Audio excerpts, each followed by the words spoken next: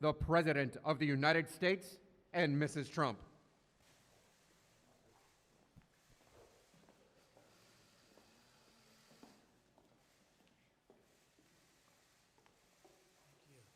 Mike?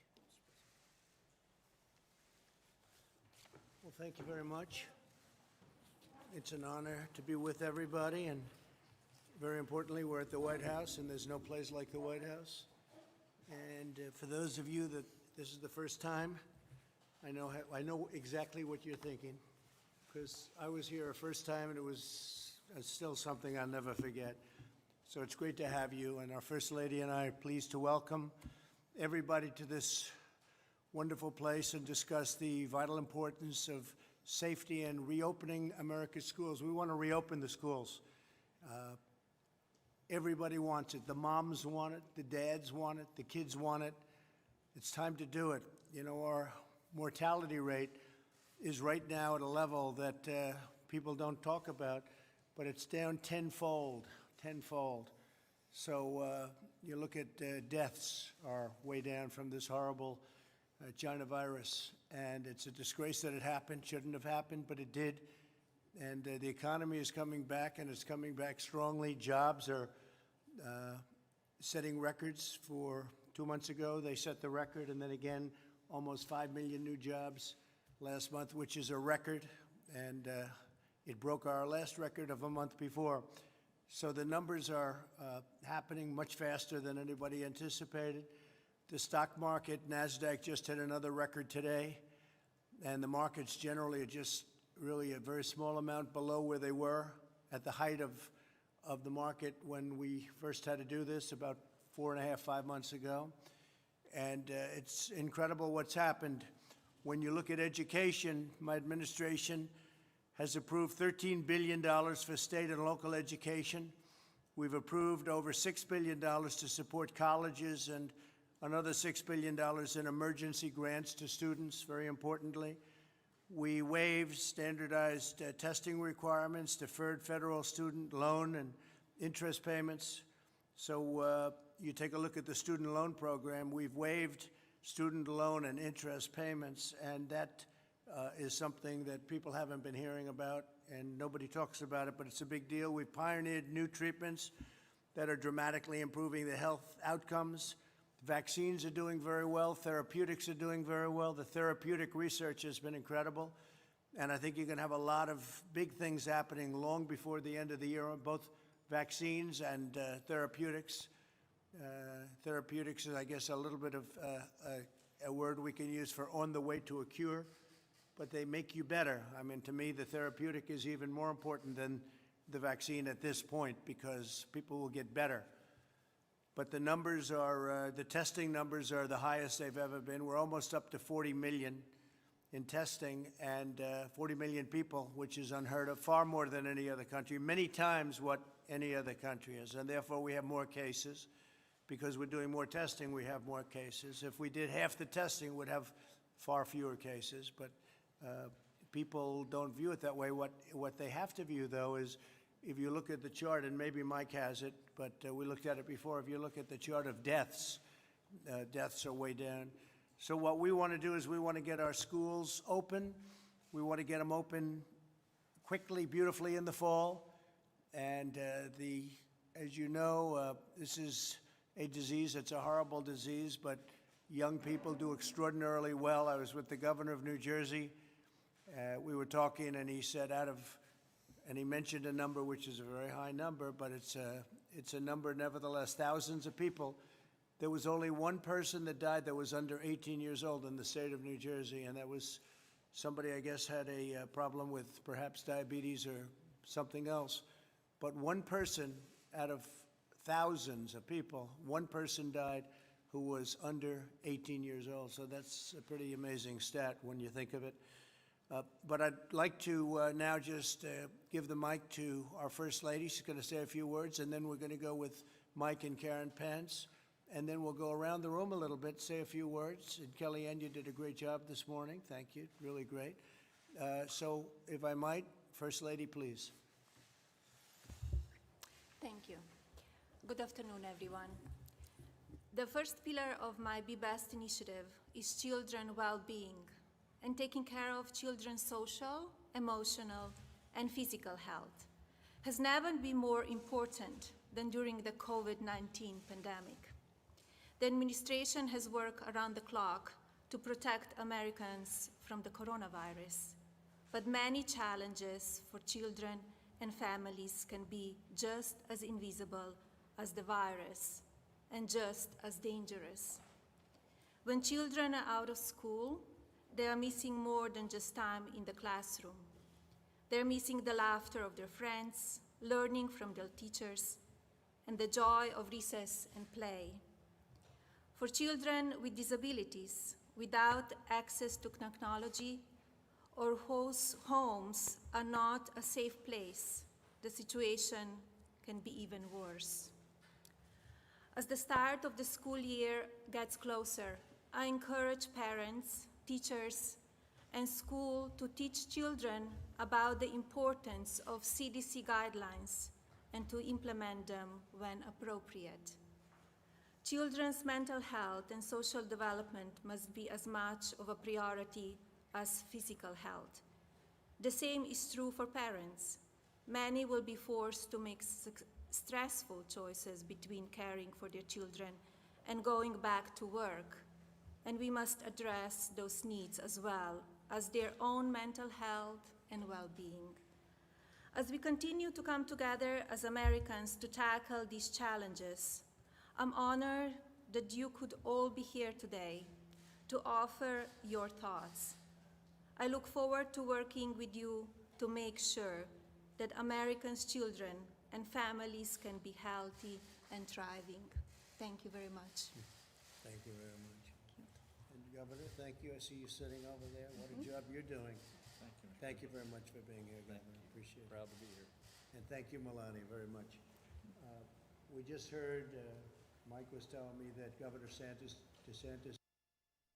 doing a terrific job. He just announced that the schools will be open in the fall, and we hope that most schools are going to be open. We don't want people to make political statements or do it for political reasons. I think it's going to be good for them politically, so they keep the schools closed. No way.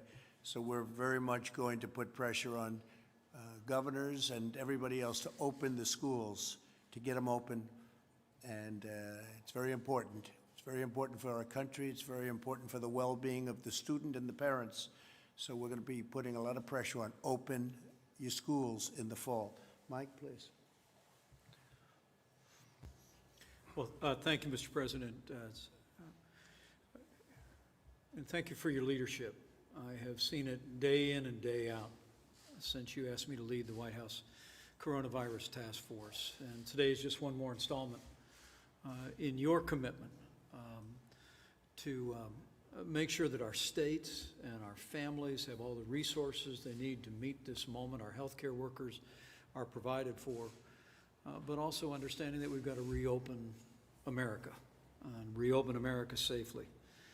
But we convene all of these great leaders from around the country today, Mr. President, because you know that to open up America again, we need to open up our schools again. And I want to thank all those gathered here for their efforts as well. I know I speak on behalf of my wife, Karen, when I also want to express our profound gratitude to the First Lady throughout this pandemic. Her regard for families, for children, for the emotional impact that this has had on every American is so admirable. And I'd like to invite everyone to show your appreciation for our First Lady and the work she's done for American families.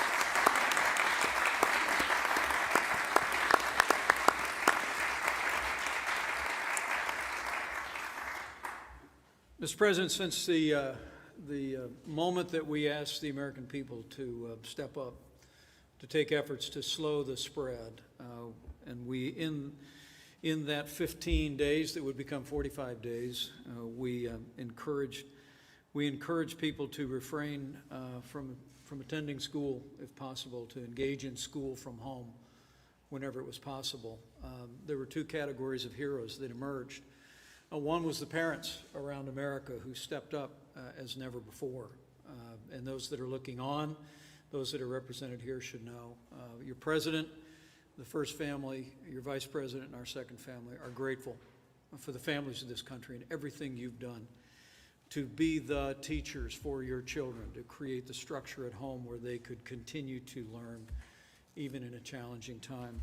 I also want to say how grateful we are to the teachers, Mr. President, and I'm actually sitting next to one who I've been married to for 35 years. As you know, she actually teaches in a local school in the Washington area a few days a week, and I watched her go in and pack up crates of art materials that children could come by and pick up and take home to continue their learning. And so I'd like to invite everybody to show your appreciation for the parents and all the great teachers who have done the work of continuing to educate our children throughout this pandemic. It's truly been inspiring.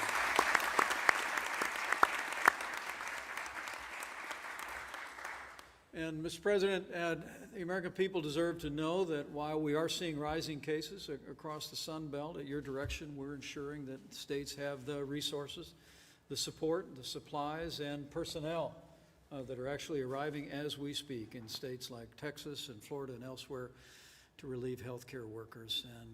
And to your point, I hope the American people appreciate the point that you made yesterday on the national stage and did so again today, that because of what our healthcare workers have done, because of the innovation and the medicines that we've been able to make available, literally we have seen fatalities decline by 90% from some of the worst moments of this pandemic.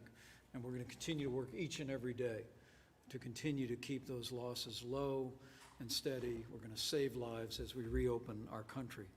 Today, Mr. President, as you know, we spoke to the nation's governor on the topic of this summit. We reflected on the fact, as now 47 governors and the governors of 2 territories have announced plans to reopen schools across America, that it's important to do so for a variety of reasons. The First Lady just spoke of this. We ought to well be concerned about children falling behind academically, and there's no substitute for in-classroom learning, for in-person learning, and that's been much discussed at the summit today. But as the American Academy of Pediatrics, so well represented here today, recently reflected, there are social costs, emotional costs, and even physical costs to our children across this country that we spoke with the governors today. It's important that we reopen our schools, as you've directed, for the academic and the intellectual development of our children, but it's also vitally important that we remember, as Dr. McCants-Katz told the governors today, that 7 million American children suffer from either mental illness or emotional disturbance, and they principally receive the care from health and mental services at their school. And so making sure that we're meeting the mental and emotional needs of our children, as well as making advances academically, is what brings us here today. The last thing I'll say to all those gathered here, Mr. President, is from early on you have directed our task force and the CDC to equip families and schools and states with the resources to operate. It was as early as March 12th that CDC issued its first guidance for strategies for school and child care services. We issued decision trees in the middle of May, and just last week, I'm pleased to report the CDC published new guidance for K-12 schools and higher education regarding the type of testing that is appropriate and other strategies. Mr. President, we can bring our schools back.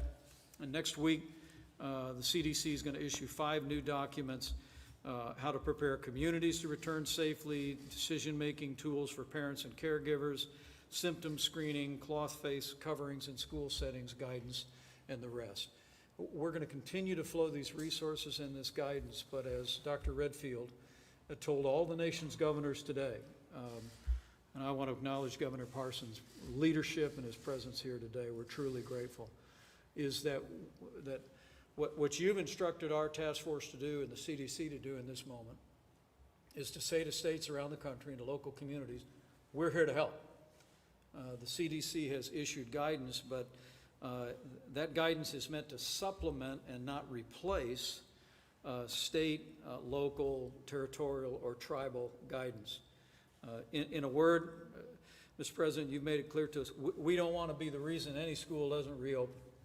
And so our word to the parents that are looking on, to teachers that are looking on, administrators, leaders in your community, is that we are ready to work with the leaders in your school system and in your state to find a safe and responsible way to reopen your schools. That's our commitment.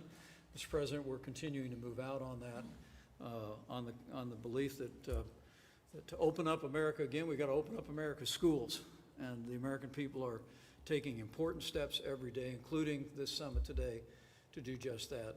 And I'm truly grateful for all of those represented here for being a part of this important work. With that, I'd be happy to recognize Mrs. Pence for a few comments. Thank you, Mr. President. Thank you, Mike, and Melania. I had the privilege of addressing this group earlier today and kind of opening up your summit. But I do want to say thank you to all the teachers. I know at my school, everybody quickly learned how to do online teaching. It wasn't something that our teachers across America were familiar with, and I just applaud them. They have worked so hard. And the parents really are the unsung heroes.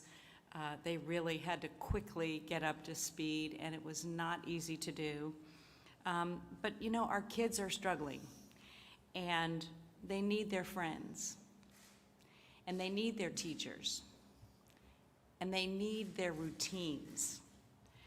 This decision to open up the schools greatly impacts our children. It impacts them academically, it impacts them socially, and it impacts them emotionally. So I applaud what you're doing here today, Mr. President, because our kids, for their mental health and their academic health, they need to be back in school. So thank you.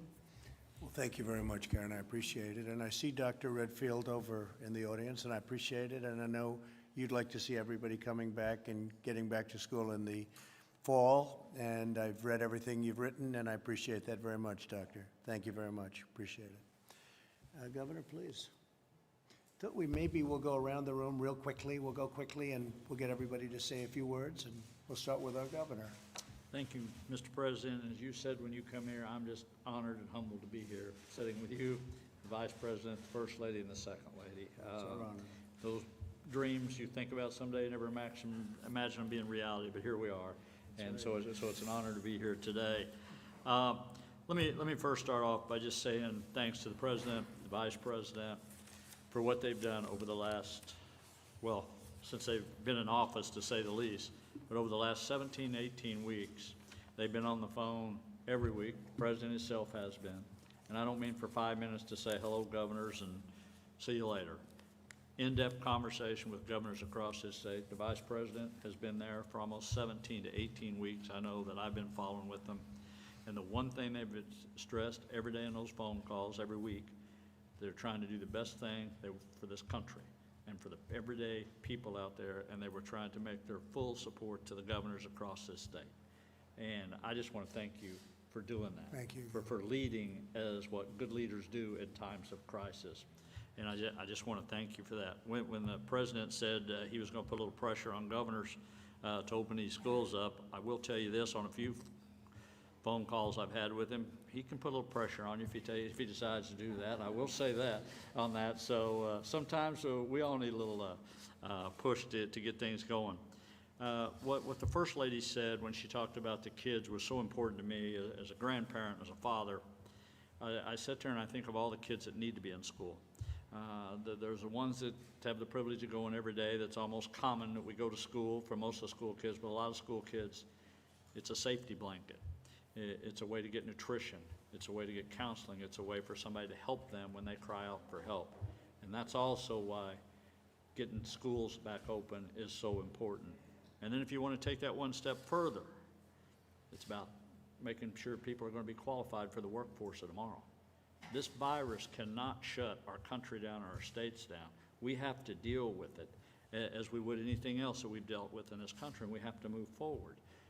And economy and life goes on, and education is part of who we are, and kids need to get back in school. Parents need to get more involved in their schools and be back involved in their schools. As I heard speakers today speak, it's part of who we are. It's how we build a future, and I think that's so important. I also want to thank the Second Lady for giving me a little inspiration on a couple of key bills we signed in Missouri, and I want to give you a little credit today. We did full reciprocity in the state of Missouri yesterday. I signed that bill, and full military reciprocity, and the Second Lady kind of gave me a little inspiration for that. And also my daughter's a school teacher. To do that, most of the time we have a father-daughter relationship, except when it comes to teaching, and she becomes a senior advisor to the governor when we talk about those issues on that. But again, I just want to thank the President for his support for our state. People appreciate it, Mr. President. I want you to know that for the First Lady and for where we're headed in this country, because we've went through hard times before, and we'll continue to get through hard times, and we'll be better off for it, and we'll be stronger than ever, so thank you. And you won't be changing the name St. Louis, will you? No, we will not be doing. Thank you. Thank you very much. That's very important. Thank you very much. Please. Good afternoon, Mr. President. I'm delighted to join you, the First Lady, the Vice President, and the Second Lady here today to talk about why it's important for children to be in school. My name is Dr. Sally Goza. I'm a pediatrician from Georgia, and I'm president of the American Academy of Pediatrics. Children get much more than an education at school. Being away from peers, teachers, and school services has lasting effects for children. Although this will not be easy, pediatricians strongly advocate that we start with the goal of having students physically present in school this fall. Of course, returning to school must be done safely. We must take measures to keep students, teachers, and staff safe and with flexibility to adapt as needed to the community's prevalence of COVID-19.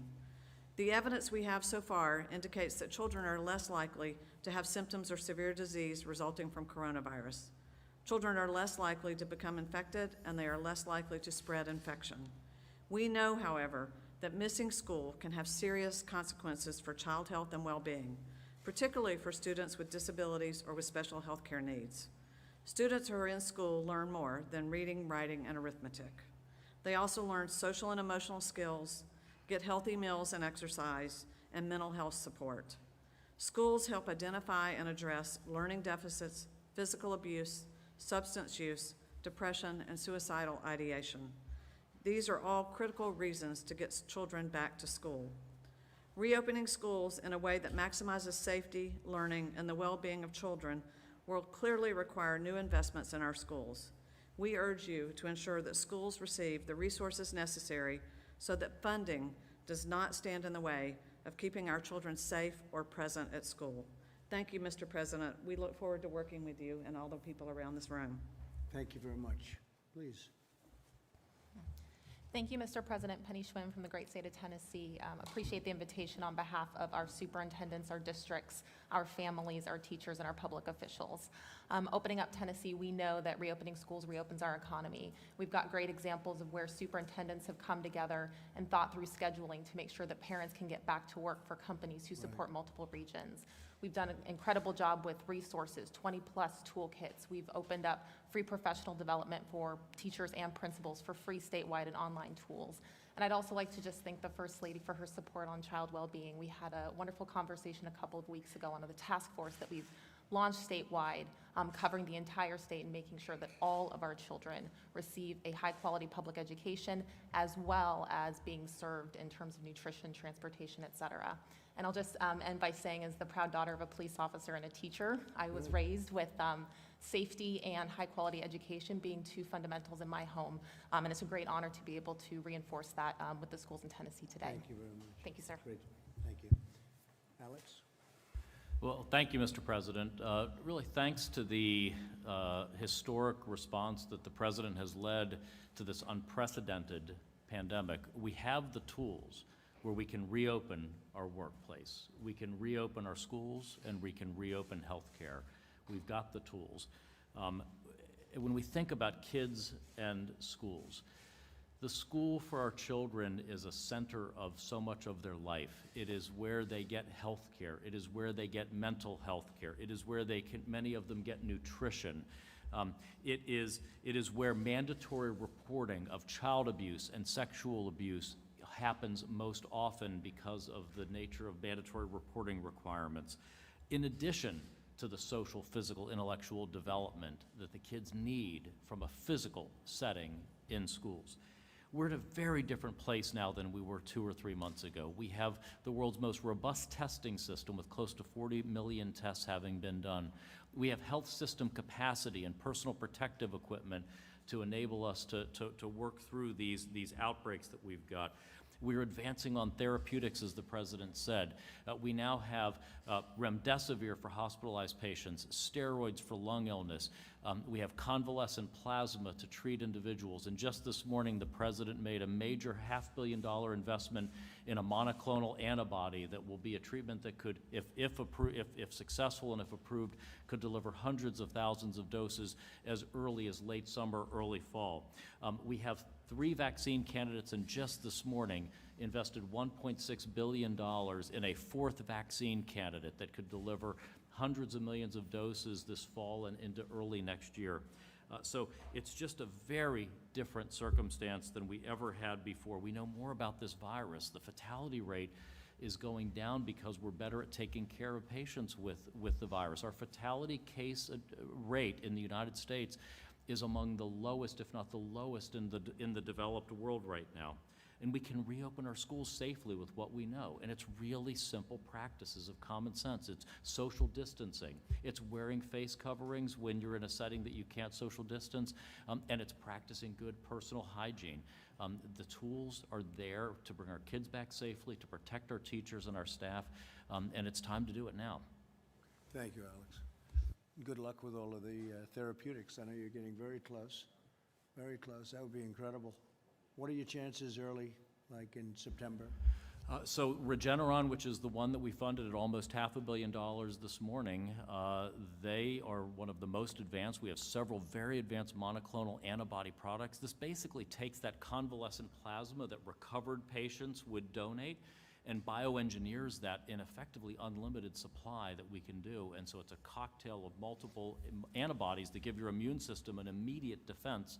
And we're studying it both for preventing disease as well as stopping the progression of the disease. So it's really very exciting. And that seems to be just working. It's basically, it's sort of the ABCs of what we're doing. It seems to be working. Do Well, we've got. Do you have tests right now that say it does work? Well, you've got the initial trial work that Regeneron did, and that's why we're investing in the late stage development of it. But then we have these other 3 therapies that, thanks to your leadership, we have so many more tools than we had 3 months ago in terms of therapeutics. So we don't want anyone to get sick, but we have much better ways to take care of individuals now than we did 3 months ago. Okay, that's exciting, very exciting. All right, we'll hold you to it, September. You too, Doctor. You too, Doctor. Please, thank you. Good afternoon, Mr. President. I'm Patrick Daly, the principal of St. Vincent de Paul High School in Petaluma, California. We're in Sonoma County. I just want to tell you what an honor this is to be here this afternoon. I want to thank you, thank the First Lady, Vice President Pence, and Second Lady for your leadership of our country. Really, during a very difficult time, for the First Lady's love and protection of children, very important to me. And being a father of 4 kids, three daughters and a son, it is very important. We plan an opening April 10th.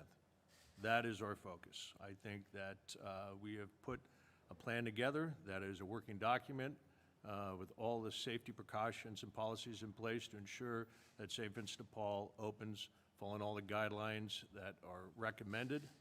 I think that, as you stated earlier, this should never be political, and I think at times it has become very political in many school systems throughout our United States, and I think probably particularly in California.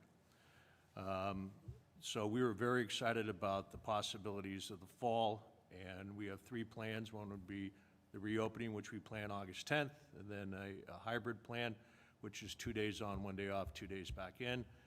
And then, as I mentioned earlier, God forbid if we had to go back to the distance learning. I just don't think it's beneficial to boys and girls 14 to 18 years of age. And particularly, I really feel for the parents of elementary school children who are trying to work and provide for their families and at the same time having to stay at home and teach. It's very difficult, and I hear that a lot from our own elementary school. But I can't thank you enough for your leadership of our country, and thank you for this honor.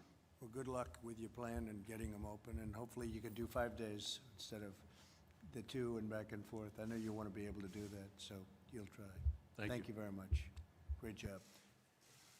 Please, Hello, Mr. good-looking person this is, huh?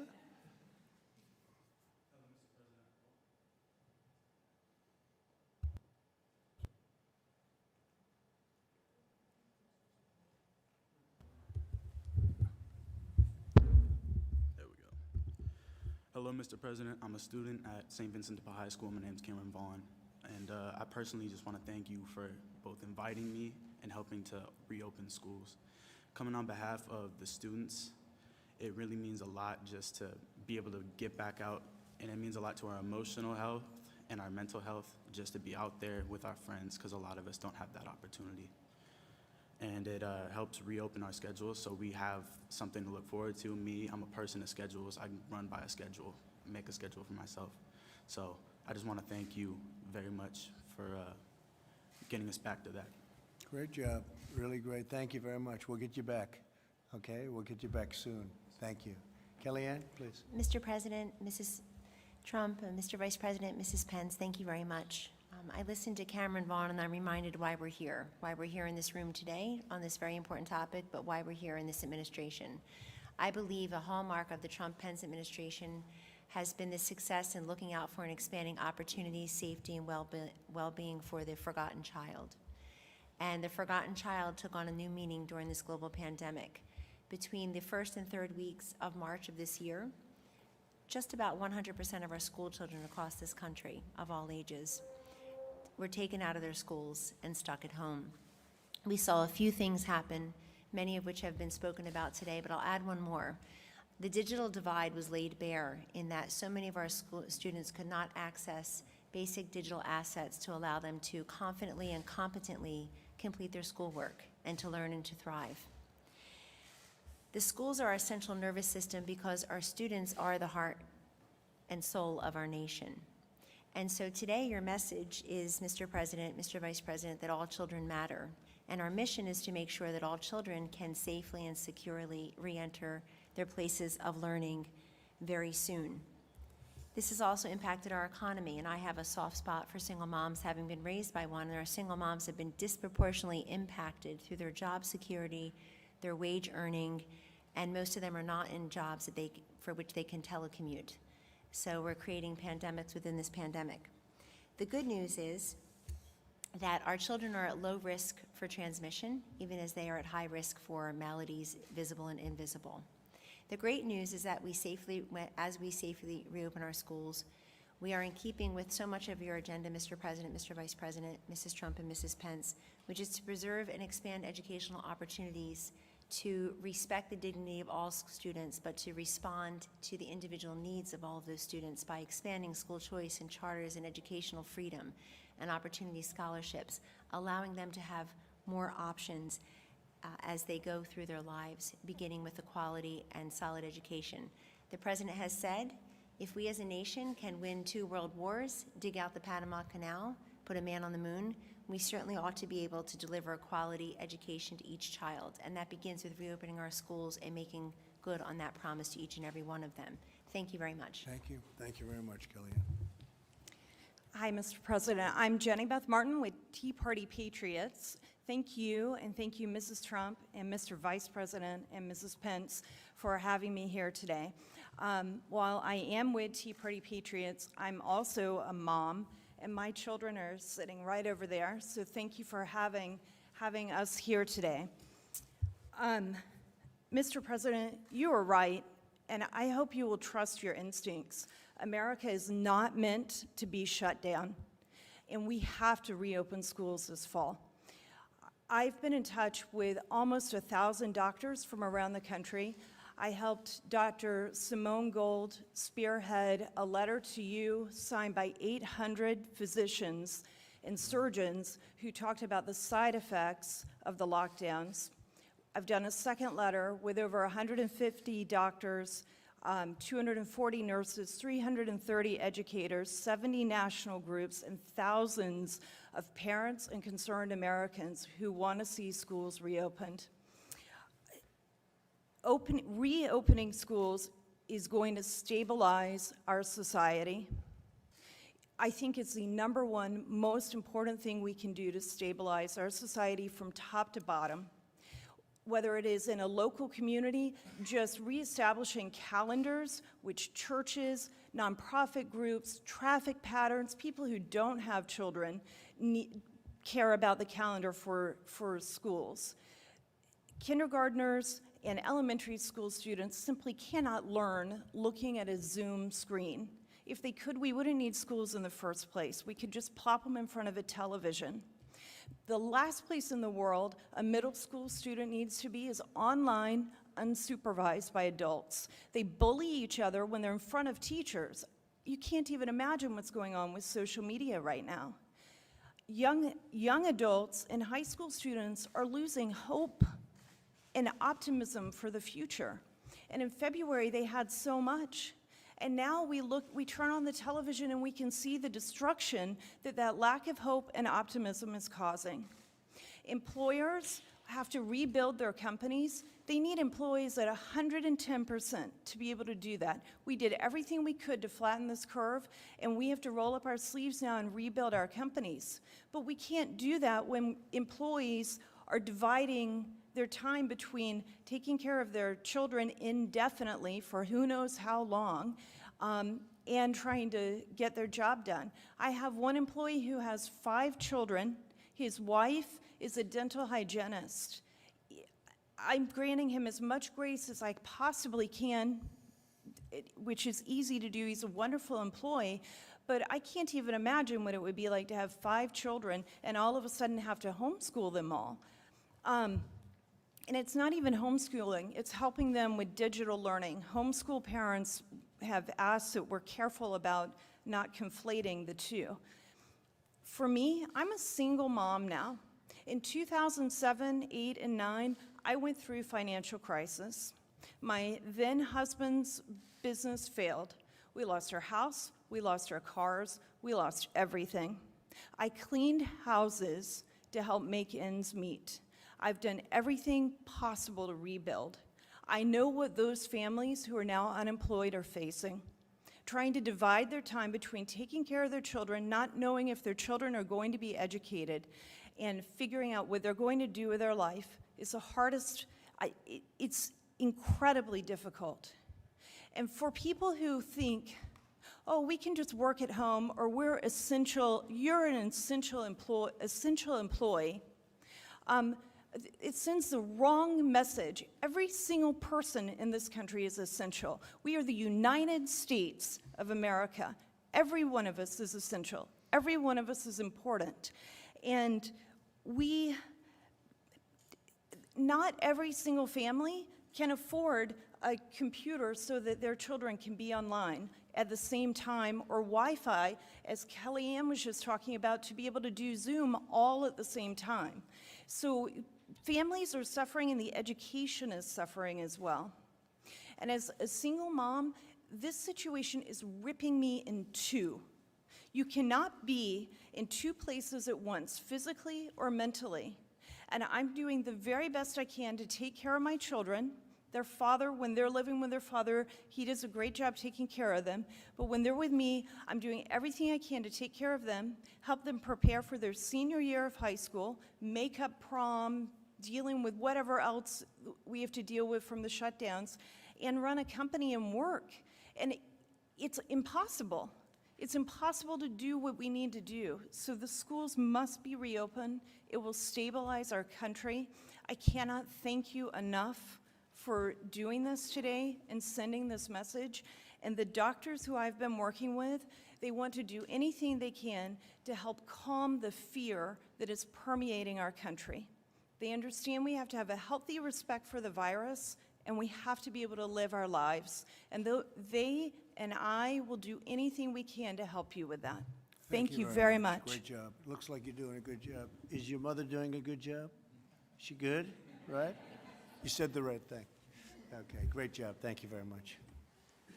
Mr. President, First Lady, Mr. Vice President, Second Lady, on behalf of the great state of Tennessee and Governor Bill Lee, I want to thank you for all of the help and resources and support that you and your administration have provided us. You guys have been accessible, you've been responsible, and that means the world to us in the states when we're trying to do our jobs. I'm Dr. Lisa Piercy. I'm the Commissioner of the Tennessee Department of Health. I'm also a pediatrician and a mother of 4. And I know very clearly that education and economic prosperity are key drivers of health. We know in Tennessee that kids have to get back to school and parents have to get back to work. It's paramount for our economy and it's paramount for the health of our nation. And we're doing our part in Tennessee for that effort. And thank you Yeah, again. thank you, and say hello to Bill, please. Thank you. Doctor? Thank you, Mr. President, First Lady, Vice President, Second Lady. I want to really, today was a really terrific day because it took Americans' children, put them in the center, and said this is not going to be a unilateral and a unifocal, one-dimensional discussion about COVID-19, but a discussion that transcended that single moment and brought in the other issues of mental health, academic health, emotional health, and really said that it's important to the whole child to have the availability of schooling. And I think having that discussion that was multidimensional, having teachers here and students here and the health commissioners here and the secretaries here was really very helpful because I think it not only put the child at the center, but also made it clear about how important these other issues are that are beyond COVID-19 in the health and welfare of our children. And so the discussion was terrific, and I think we have a way forward. Thank you very much. Thanks, Deb. Thank you, Mr. President, so much for including me in today's event. I think I'm on now. Thank you for including me so much in today's event. I want to thank you. I want to thank the Vice President, the First Lady, and the Second Lady for your comments and for all the concern you've had for the education of our children. I come today as a parent, as an OBGYN physician, and as the managing partner of my practice. This has been a very scary, but also a very enlightening experience to have walked through. It's been quite the challenge, and I will say quite the challenge. But the first thing I want to say is it's so important to get our children back in school. Our higher education students, our high school students, and our middle school students are so embedded in social media already. What they need is that social interaction with each other and with adults, because without that, I fear what our society is going to look like. The preservation of society is reliant upon the interaction of these children day to day, face to face with each other. I also saw the anxiety of my youngest child, who's here today with me, Macy, back on that side. I saw her anxiety when she came home from college. The anxiety of not knowing how her education would continue, of then trying to set up the Zoom meetings and make it happen, but more importantly, not having the opportunity for those in-person tutorials or that in-personal relationship with a professor to complete her courses. And I think her courses did suffer because of it. She's a good student and it wasn't dramatic, but I can only imagine what it was like for other students. My eldest child had a learning disability. To try to bring him home and do this education online without that in-person benefit, without the tutors being there present, would have been a disaster to his now very good career in Richmond. And I just fear for that student especially. As we go back to school, I think it's very important that we also educate these kids because they sometimes do rise above it and feel as though they don't have the mortality or the morbidities or that problem of interaction with each other. They will have new family units. My daughter will be in an apartment with 3 other girls.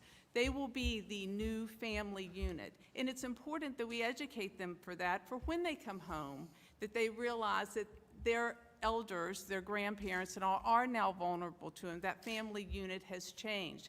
But we can do this, and we can teach them. And masking, they've learned this. It's important, but we have to reinforce this at the college level to keep it ongoing as a priority. And I know that we can do it. The other thing that I, as a physician, am a strong believer in is herd immunity. And what I'm not proposing is that we put all of our students in a big vat and only the survival of the fittest come out antibody positive. I'm not saying that. I do think it's important to stop this tremendous isolation that keeps the virus as the winner. We need to get out. We need to have the vaccines to help us. We need to have the interaction that helps to get that immunity so that we can protect our vulnerable, and we can protect our elderly, and we can protect those younger folks with comorbidities, because we've got a society that is immune to the virus, and we can put the virus back in its place. And finally, I just want to, again, thank you for being here. Thank you for hearing me out. And thank you for putting education of our children in the utmost, and for putting our economy in that place too. Because as a business owner, when I have parents who have to come late or leave early in order to educate their children and yet run a business at the same time, as this lady stated, it is incredibly difficult, if not impossible. And we want to maintain their jobs. We want to maintain their work ethic, but we also want to maintain the intelligence of their children and of our future. And so I thank you again for your interest in this and for letting us be here. Thank you. I think it's very important to note that we've done it right. We closed up. We were amazing the way our great citizens adhered to what we wanted to do, and we saved, I think, millions of lives. Now we want to be open. We understand the disease much better. Nobody knew what this was. Nobody had ever seen it before. There's been nothing like this since 1917. That's more than 100 years ago. But we saved tens of thousands of lives, hundreds of thousands of lives. And now we're open, and we want to stay open, and we will stay open. We're not closing. We'll put out the fires as they come out. I call them embers and fires and whatever you want to call them, but I think it's very important to note what we've done. We've saved literally hundreds of thousands of lives. I was going over numbers before with the Vice President, and if you looked at 1 million, 2 million, 2.5 million, those are all reasonable numbers to what we could have had. Right now, we're at a number, as you know, far lower than that. And where would you say we are today, Mike? 130,000. About 130. So we're at 130, and we could be at way over 1 million right now, and I think it could have been 2.5 or 3 million people. So, but now we're open, and now we understand the vulnerable. We understand who has the biggest problem with it, and we watch that group and that age group, and also people that aren't feeling so well with respect to, in particular, Deborah, certain diseases. The diabetes is bad, the heart is bad, and we watch very closely, and we've done it right. When you look at what happened with Sweden, I kept hearing about Sweden with the herd, you know, with the pure herd. The herd concept of opening up and keeping open, all of a sudden it exploded. You look at what's going on in Brazil and a couple of other places.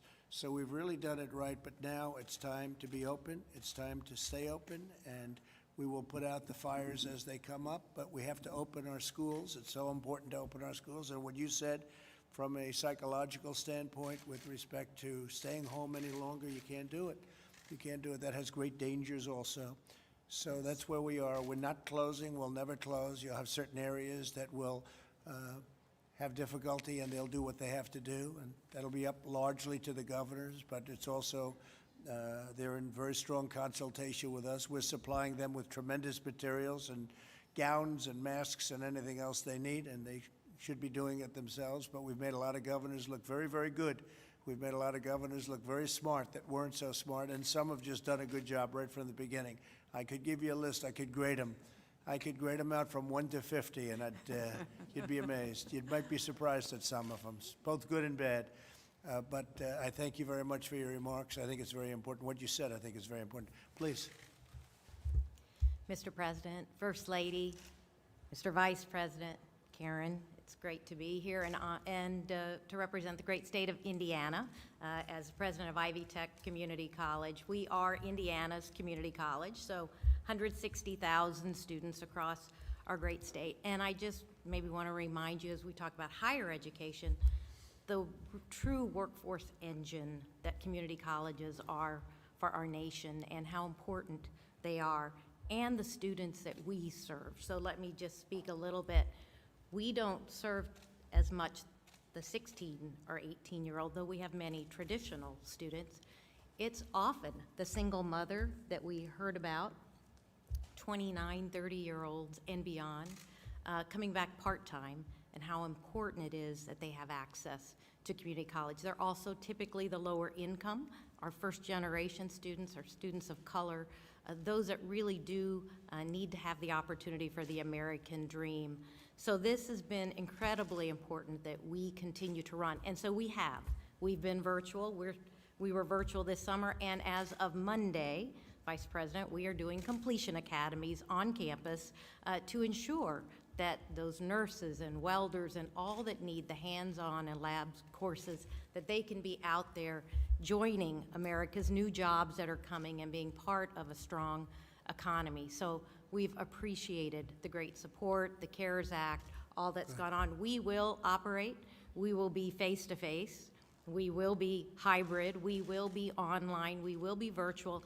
And for our single moms, we'll even be learn anywhere, which means that they can decide week to week if they can come on campus or be virtual or be asynchronous. So we know we have to change to meet the needs, but we appreciate the great support of this administration. Thank you. And we will continue to work on behalf of ensuring that this economy has the workforce and success that it needs going forward.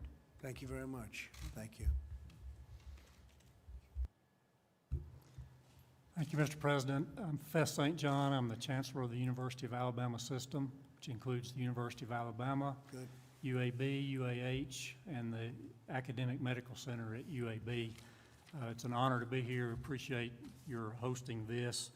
When this pandemic started and we had to send all of our students home from our universities, many of us were afraid that this would be the disruption of higher education for all time, that they would learn that they could learn as well on their computer from home as they would on their campuses. One thing this has taught us is we're not worried about that anymore. Right. Our students are yearning to come back to campus. They want to be there. It has reaffirmed the value of on-campus instruction at our institutions of higher learning. So last month, our Board of Trustees committed to returning this fall Good. on all 3 of our campuses to in-person instruction, realizing that we could not eliminate all risk, but that we can reduce risk and manage risk in a way that allows us to go forward. So early on, we looked to the medical experts at UAB, the researchers and scientists and doctors there, to try to come up with a plan to make our campuses as safe as possible and as safe as any in the country. And we've got a four-part pillared program that allows us to do that. The first, and we believe this is important, is to try to have all of our students tested before they return to campus. Right. Not after they return, but before they return, so that those who need isolation can do that at home and we can begin the school year. Second, our UAB folks and our people on all 3 of our campuses have developed a symptom tracking app that's used on the phone. It takes 20 seconds to sign up for and 10 seconds every 2 or 3 days to follow up on to track symptoms. We also have a program to trace contacts that will allow us to manage student outbreaks during the year. And then last, a sentinel testing or a sample testing program throughout the rest of the school year. What this does is not only, we hope, allow us to reopen our schools, but to keep them open, which is going to be the hardest part. I want to thank you and the Vice President for the assistance that we have received through these federal programs. Without those, it would have been very difficult for our medical center to continue, for our campuses to make it through these difficult times, and to allow us to have testing in place for our students this fall. So we promise to do our best to provide this essential service to our students and our citizens, and we greatly appreciate the assistance that you've given us. Well, thank you very much. It's a great place, a great state, and you're right about one thing. There's nothing like the campus. If we've learned anything, it's the computer will never replace the campus. They thought it would for a while, didn't they? But it didn't. After about We've 2 learned weeks, we figured out that it's much better to have it the old-fashioned way, right? Yes. That's great. Great statement, actually. Thank you. Thank you, Thank you, Mr. President, Mrs. Trump, Mr. Vice President, and Mrs. Pence. I'm a third-grade teacher at Blessed Sacrament Catholic School right here in Washington. I believe, Mr. Vice President, you mentioned some heroes shortly ago. I agree with you. The parents, I couldn't have done this for the past few months at home without the community of parents that we have at Blessed Sacrament School. And I guess the teachers are heroes in their own way. I really believe that the real heroes here are the students that plugged along, that rose to the occasion. In fact, one of my students is here today. Lily, stand up. And that's why I'm here. They showed incredible resilience and spirit and all of the gifts that God has given them. I really believe that the children are our future, as I know that you do. And I think that they are what is truly going to make America great again. So I want them to be back in school in the fall. Thank you. Great. We agree. Thank you. Please. Mr. Trump, Mr. President, and First Lady, Vice President Pence, and Mrs. Pence. First, I just would like you to know that I personally pray for you daily, all four of you. I cannot imagine the burdens on your shoulders. And I know that it's only through God that you can handle that. And It's not easy. I can tell. I so appreciate Thank you. That's very nice all of that you. you've done. I am the president of our school board in the great state of Ohio, in Cincinnati, Indian Hill, and we are very actively working to get our children back in school full-time, all together, as safe as possible. We are fortunate that we have a lot of resources and we're able to do that. My biggest concern, and I hope through your leadership, we will not have overregulation at the local level that would keep us from being able to accomplish that goal. My biggest fear is that we will get everybody back, we'll get into a routine, and then because of regulations and mandates that we would have to close back down or to send children home, and that is a very big concern. That would be just such a disruption on top of a disruption. So that is probably my biggest concern. I'm also very happy to hear that University of Alabama has made the statement to go back to school. I have 2 college athletes, and we've been waiting all summer to know what's happening at that higher education level, and it's disruptive. They're going into their senior years, and internships were canceled, and it's a scary time. That's a scary time anyway on a good day for a young person. So I really hope that our higher education institutes will make some decisions soon. And really, I'm just honored to be here. I appreciate so much what all of you have done. And however we can help, please don't ever hesitate to reach out. Thank you very much. And will Alabama be playing some great football? What's going on with Alabama? Mr. President, that's not the first time we've heard that question, I can promise you. We are planning to play the season at the University of Alabama. Good. Understand that creates great difficulties and complexities, and we're hoping for that. It's important to a lot of people, but we're doing our best on that one, too. It's true. And say hello to the coach. Great coach. Yes, sir. Thank you. Mr. President, well, I don't know about Alabama, but the University of Miami is going to be playing. The U is in the house. Yes, it's a hurricane in the building. I'm Johnny Taylor, as you know, and I'm your appointee, and I want to start by saying thank you. I remember being right across the hallway in 2017 when you appointed me to be your advisor, the chairman of the President's Board of Advisors on Historically Black Colleges and Universities, HBCUs. And frankly, there were people who questioned whether or not anything would really come of that, and if you were really committed. I remembered visiting with the Vice President in the room just across the hall, actually, and you met with 60, almost 70 of our historically black colleges and university presidents. They came to visit, and you all welcomed us. I remember meeting with Secretary DeVos early on, and there was all of this commitment to HBCUs, and frankly, the naysayers didn't think you would make good on it, the three of you, and you did. So let me start by thanking you for remaining committed to the country's 101 historically black colleges and universities, and allowing me to be the chairman of the board that advises you all collectively on HBCUs. So thank you. Listen, you've done great by us so far. I mean, since 2017, every year our budgets have increased, but not just financially, but the true support of our institutions. And this today is yet another example of your advocacy, your support of historically black colleges and universities that is giving us the safe space to return safely to campus. We need to bring our students back because, frankly, without these institutions, these great institutions, many of our communities, our fragile communities, will suffer in ways that people just can't quite put their arms around.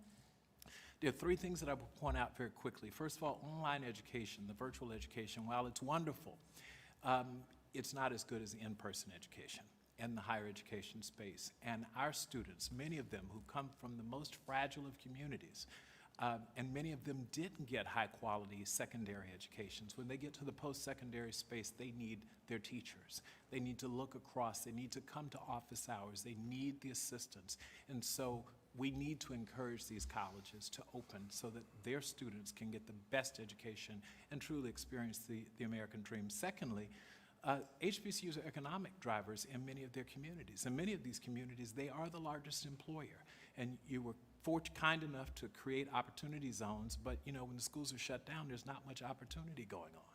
So we need these schools to be open, Mr. Vice President, Mr. President, Secretary DeVos, so that we can get the surrounding community can go back to work. A lot of those businesses are struggling if we shut these campuses down, and they've been struggling for a significant period of time. So it's also just smart business. Small businesses need this. And then finally, the entire country right now is engaged in a discussion around racial tension and the need for diversity.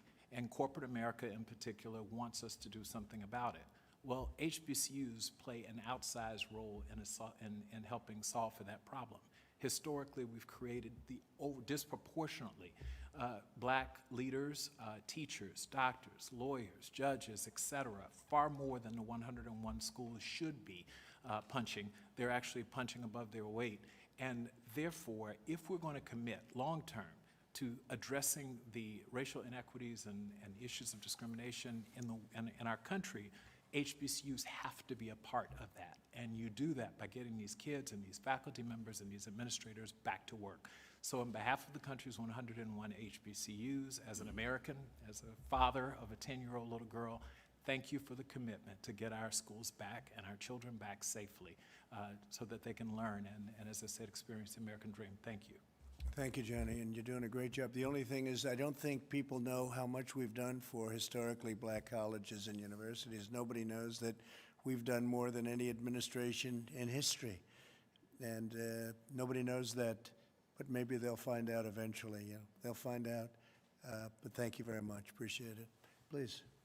I'm Brad Weller from Shippensburg, Pennsylvania, 7th grade science teacher. Thank you very much, President, for being here and doing all this. First Lady, Mr. Pence, and I really, really want to thank Karen Pence for stealing all of my information I had written down this morning, and then she did it again after I wrote new stuff down just here this afternoon. So, appreciate it. No, I'm going to keep this short and sweet. We're ready to go back. We literally are ready to go back. I know our students, I know I have 3 kids at home, they want to go back. It's time. It's time, just like your economy, which is the greatest economy ever in the history of the world.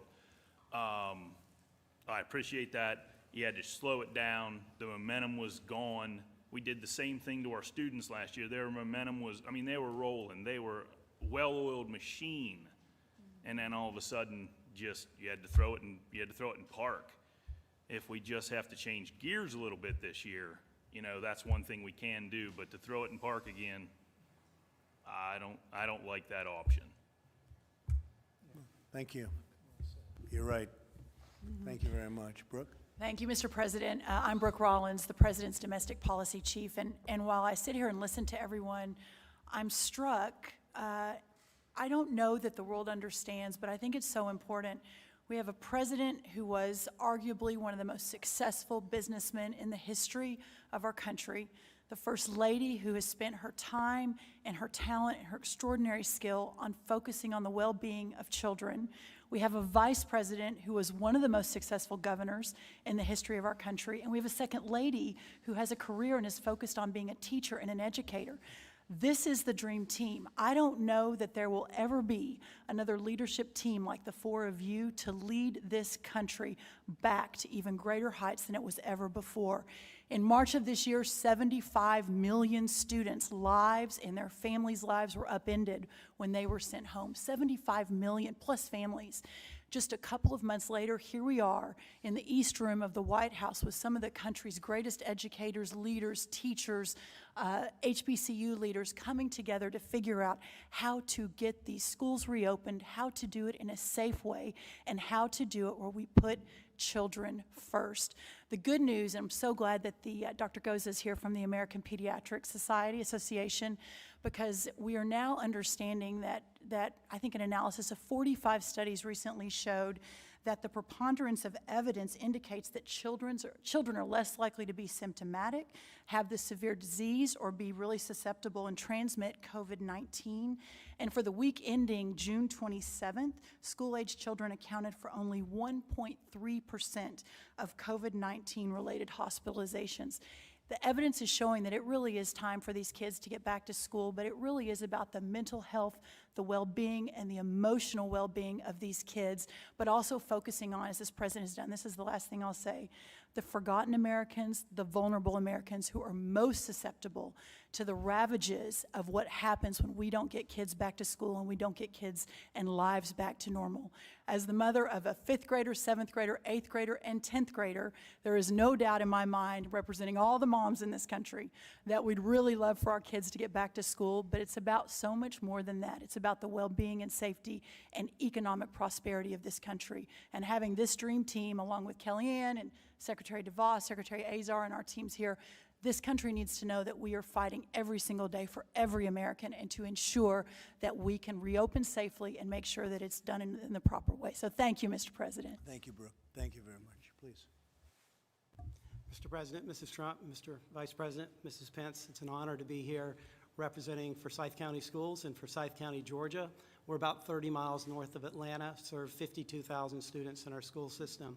We're ready to go. We're going to open our doors on August 6th. We've been planning and preparing all summer. We will have guidelines in place. I'm really proud of our teachers and our students, how well they performed last spring. But as everyone has said this morning, this afternoon, our students need to be back in school, and we will be prepared on August 6th. I will assure you of that. That's great. That's great. Thank you very much. Thank you, Mr. President, Mrs. Trump, Mr. Vice President, Mrs. Pence. Mr. President, thank you for your bold leadership and for convening us here today for this vital conversation. It's clear our nation's schools must fully reopen and fully operate this school year. Anything short of that robs students, not to mention taxpayers, of their futures. And their futures represent our nation's future. So it's not a question of if, it's just a question of how. We had a good discussion today on how to ensure schools reopen and education continues in ways that keep students and teachers healthy and safe. Under the President's strong leadership, our economy is roaring back. Our schools must do the same. This is the moment for American educators to rise to meet the needs of every student. Students can't afford to fall further behind. Even before the virus, too many were trapped in schools that don't meet their needs. So this is the time to reopen schools, to rethink school, to be more nimble, more agile, more responsive to students' needs in a 21st century changing world. This moment demands actions, not excuse-making or fear-mongering. We've done whatever it takes before, and as Kellyanne said earlier, and as you've often said, Mr. President, we've dug out the Panama Canal, we've won world wars, we've reduced the Berlin Wall to rubble, and thanks to you, we've defeated ISIS. With grit, determination and grace, we can do what's right for all students and ensure they are back in school. Thank you. Thank you very much, Betsy. Appreciate it. Very nice. Please.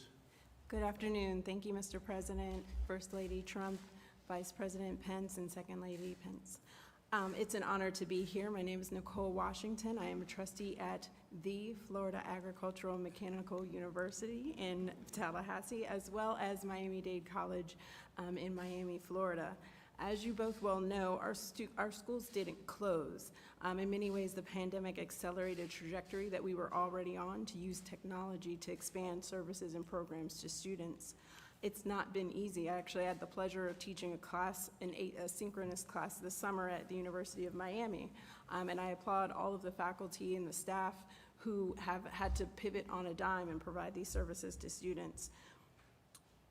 Florida A&M is actually going to Oakland. We're going to invite all of our students back in the fall. The board made this decision based on a McKinsey survey that found that only a third of our students would likely stay if we chose to remain remote online for the fall.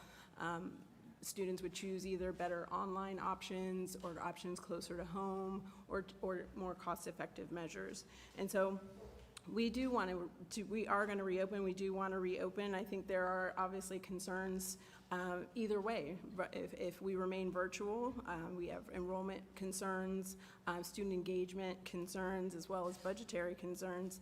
And then if we open, we have to be very cognizant and vigilant about health and safety, liability concerns, as well as the costs associated with reopening. We're very thankful for the CARES Act additional allocation for testing, tracing, sanitation. That will be a recurring cost going forward. What I would like to close on is the pandemic dispelled the myth that higher education can change on a dime. Our institutions are printing PPE. We've expanded student services virtually and online that we didn't think we could do. Our students are creating apps. And I hope that we encourage those innovations to continue after we return to the new normal, and provide high quality just-in-time services to accommodate our students' preferences and their schedules. So thank you. Thank you very much. Thank you. Please. Thank you, Mr. President, First Lady, Mr. Vice President, and Mrs. Pence for the honor of being here today. My name is Delaney McDonald, and I'm the student trustee at Middle Tennessee State University. I was actually homeschooled all my life by choice, not because of a pandemic, so I really understand what people have been going through. And I was honored to receive the Buchanan Fellowship at MTSU, which is the highest academic scholarship given to incoming freshmen. I was heavily involved on campus. I actually served as the student body president as well, so I know the extreme importance that the campus environment has on student success. My fellow students across the nation have lost a lot this year, and it is important to all of us to safely return to campus this fall. My university has done an exceptional job of updating the students, of reassuring them that they are tirelessly working for our safe return to campus. And I'm honored to be here today, included in this discussion, and I'm really excited to take back what I learned to my fellow student body. Thank you. Thank you very much. Well, good afternoon, Mr. President, First Lady, Mr. Vice President, Second Lady. I will brag on her. She is an MTSU student. I'm the president of Middle Tennessee State University. We attract the best and the brightest, not only in the state of Tennessee, but from around the United States. Like all the participants here this afternoon, I am honored to be a part of this very important conversation regarding the reopening of schools, colleges, and universities. For the past 20 years, I have served as president of this great institution. We are 37 miles southeast of Nashville. Our university was established in 1911, and we are right now one of the largest undergraduate university in the state of Tennessee. We have grown tremendously over the years, and we are proud to be one of the Princeton Review 2020 300 plus best university in the United States of America. We're doing some incredible things there at that university. We have 22,000 students. a very diverse student body, 38% of our freshman class first generation, and we are proud of that. 40% are low income. Our average ACT score is one of the highest in the state of Tennessee. We are a major comprehensive university. And each year for the state of Tennessee, we produce more degrees than any university, 5,000 degrees each year MTSU produces for the state. Now, some highlights of our decision to reopen. We stepped out. We were the very first university in the state of Tennessee to announce that we are going to reopen for the fall, in-person classes. But in reality, Mr. President, we never closed. Because of the nature of our student population, many of our students had nowhere to go in March when a lot of schools closed down. And so we kept our residence halls open. We kept our cafeteria, and we provided the same service, obviously taking consideration the virus. And so we feel that we have the experience of actually operating a university in a pandemic. We regard the health and the safety of our students and our employees as priorities. And it was really interesting as we were making this decision. We have a very active parents' Facebook page, sometimes too active. We have a very active student body Facebook page, and so we surveyed them. We surveyed our parents and our students, and we asked them their feelings about returning, and would they return. The vast majority of both our parents and our students from that survey indicated to us that they would want our university to be opened.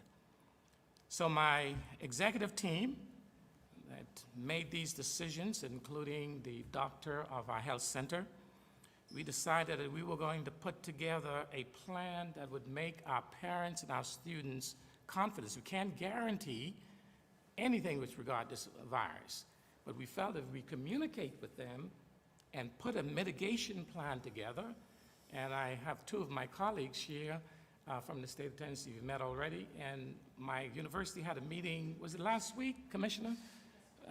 She brought her staff down. We have put together a very strong mitigation plan that deals with testing, contact tracing, and isolation and quarantine if needed for our students. I want to just give a brief overview of how the CARES money really helped our university, Mr. President. As we look at pivoting from in-person to online and remote, we always had a strong technology operation, but we needed to build a stronger one that would provide the quality education to our university. So we invested $6.9 million. 3.4 of the 6.9 came from the CARES Act. And this investment allowed us to purchase the newest instructional technology to facilitate teaching and learning at the university. What does this mean is that regardless of where a student is, every single class at our university is going to be captured electronically, and it's going to be archived. And students would be able to access those lectures at any time, anywhere, which means if a student gets sick or they have to attend to a sick parent and they can't make it to class, or they are not going to be disadvantaged as a result of this technology. And so we believe that is in the best interest of our students to open up, to provide that top quality education. We feel that for our students, our university provided 459 laptops, free laptops for our students, 673 internet hotspots, free. For our faculty, 101 laptops, 235 internet hotspots. And so I close with this, that we must understand the demographics, we must understand our community, and indeed, we must understand some of the challenges that we are going to face in higher education. And because of the demographics of our student population, we've worked very hard to address the issue of the desperate and disappropriate amount of minorities and people of color and low income that are being affected by this virus. And so we've partnered with one of the sororities, the AKAs, and they've put together an incredible package of information that will be given out to our students as they return. Thank you so much for having us, and we look forward to this conversation. I learned quite a bit today. Thank you, Mr. Well, President. thank you very much. Thank you very much. Great job, too. So I want to thank everybody, and I want to just say, get open in the fall. We want your schools open. It's going to be a much better climate than it is right now. We're on the right side of things, Deborah, I think we can say that. A lot of work has been done. We understand what we're doing very, very well. Again, mortality rate, the lowest anywhere in the world. And we want to get this done, and we want to get our country going again. Economically, we're doing well. We want to do well with the education. I see where Harvard announced that they're closing for the season or for the year. I think it's ridiculous. I think it's an easy way out, and I think they ought to be ashamed of themselves. You want to know the truth. But I noticed that today, and probably others are doing that. That's called the easy way out.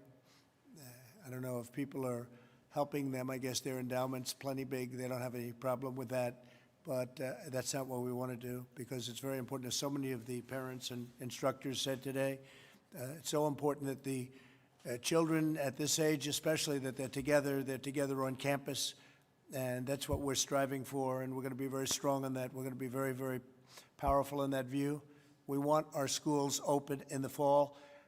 Tomorrow I'm meeting with the President of Mexico. I say that to the media because it's going to be quite a meeting. He's a good man. He's a friend of mine, and we have a great relationship with Mexico, so we'll be meeting tomorrow. Thank you all very much. Thank you. Thank you very much. Congratulations, everybody.